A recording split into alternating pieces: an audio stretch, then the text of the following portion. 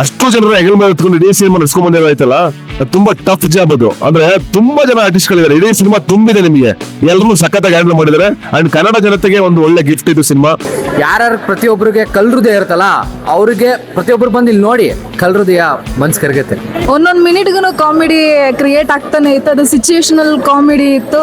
ಈ ವರ್ಷದ best film ಅಂತ ಹೇಳ್ತೀನಿ, ಯಾಕಂದ್ರೆ ಕಂಪ್ಲೀಟ್ ಸಿನಿಮಾ ನಿಮ್ಗೆ ಎಂಟರ್ಟೈನ್ ಮಾಡುತ್ತೆ. ಎಲ್ರೂ ಫ್ಯಾಮಿಲಿ ಜೊತೆಲಿ ಥಿಯೇಟರ್ ಅಲ್ಲಿ ಕುತ್ಕೊಂಡು ನೋಡಿದ್ರೆ ಈ ಒಂದು ಫಿಲ್ಮ್ದು ಮಜಾ ಸಿಗೋದು. ಅಂಡ್ ಬಿಕಾಸ್ ನಾವು ಸಿಕ್ಕಾಪಟ್ಟೆ ಎಂಜಾಯ್ ಮಾಡಿದ್ವಿ ಇವತ್ತು. ಇನ್ಮೇಲೆ ಯಾವುದೇ ಥಿಯೇಟರ್ ಕೂಡ ಇರಲ್ಲ ಖಾಲಿ, ಯಾಕಂದ್ರೆ ಥಿಯೇಟರ್ಗೆ ಎಂಟ್ರಿ ಕೊಟ್ಟಿರೋದು Daali. So complete unlimited laugh ಇದೆ. ಸೊ ಇದೇ ತರ ಡಾಲಿ ಪಿಕ್ಚರ್ಸ್ ಕಡೆಯಿಂದ ವರ್ಷ ನಮ್ಮ ಫಿಲಮ್ ಬರ್ತಾ ಇರಬೇಕು.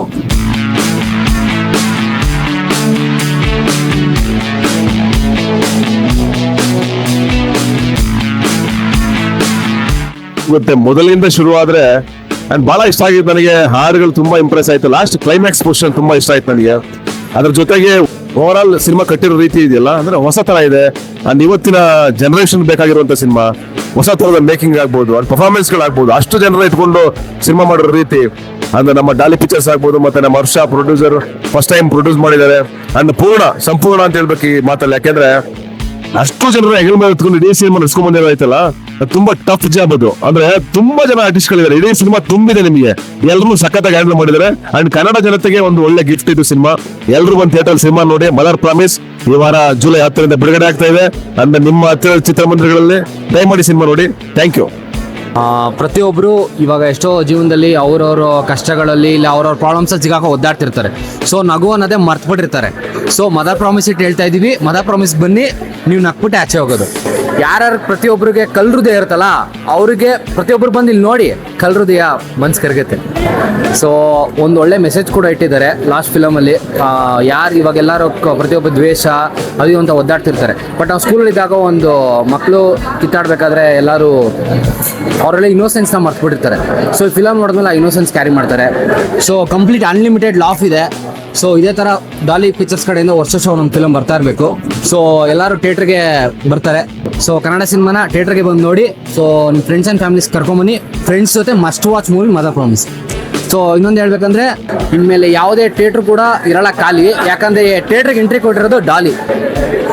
ಇವಾಗ ತಾನೇ ನೋಡಿದ್ವಿ ಸ್ಪೆಷಲ್ ಸ್ಕ್ರೀನಿಂಗ್. ಸೊ ತುಂಬಾ ಶೂಟಿಂಗ್ ಇದ್ರು ಬಿಸಿ ಇದ್ರು ಫ್ರೀ ಮಾಡ್ಕೊಂಡ್ ಬಂದು ನೋಡಿದೆ. ಬಟ್ ವಾಟ್ ವಾಚಿಂಗ್ ಇಟ್, ಎಲ್ರೂ ಫ್ಯಾಮಿಲಿ ಜೊತೆಲಿ ಥಿಯೇಟರ್ ಅಲ್ಲಿ ಕುತ್ಕೊಂಡು ನೋಡಿದ್ರೆ ಈ ಒಂದು ಫಿಲ್ಮ್ದು ಮಜಾ ಸಿಗೋದು. ಅಂಡ್ ಬಿಕಾಸ್ ನಾವು ಸಿಕ್ಕಾಪಟ್ಟೆ ಎಂಜಾಯ್ ಮಾಡಿದ್ವಿ ಇವತ್ತು. ಹೋಲ್ ಥಿಯೇಟರ್ ಇಷ್ಟೊಂದು whistles claps. After a very long time ನಾನು ಎಂಜಾಯ್ ಮಾಡ್ತಾ ಇರೋದು ಜನ. ಅಂಡ್ ಥಿಯೇಟರ್ ಫುಲ್ ಆಗಿದ್ದು, ಅಷ್ಟೊಂದು ನಗ್ತಾ ಇದ್ದು, ಎಂಜಾಯ್ ಮಾಡ್ತಾ ಇದ್ದಿದ್ದು.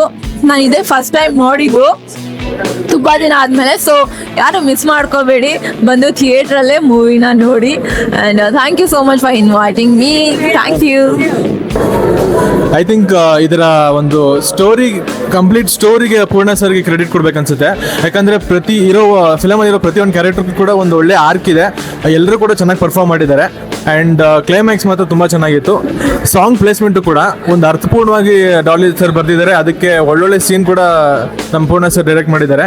ಐ ಥಿಂಕ್ ಈ ವರ್ಷದ ಬೆಸ್ಟ್ ಫಿಲಮ್ ಅಂತ ಹೇಳ್ತೀನಿ, ಯಾಕಂದರೆ ಕಂಪ್ಲೀಟ್ ಸಿನಿಮಾ ನಿಮ್ಗೆ ಎಂಟರ್ಟೈನ್ ಮಾಡುತ್ತೆ. ಆ್ಯಂಡ್ ಇದು ಗುಡ್ ಫಿಲಮು. ಇದುವರೆಗೂ ನಮಗೆ ಈಗ ಜೂನ್ ತನಕ ಜುಲೈಯಿಂದ ಶುರುವಾಗ್ತಿದೆ ನಮ್ಮ ಕನ್ನಡ ಸಿನಿಮಾಗಳ ಒಂದು ಅಲೆ. Thank you. ಸರ್ ಸಿನಿಮಾ ಅದು ನಾನು ಟ್ರೈಲರ್ ನೋಡಿದಾಗ ನನಗೆ ಕಾಮಿಡಿ ಮೂವಿ ಅಂತ ನಿಜ ಅನಿಸ್ಲಿಲ್ಲ.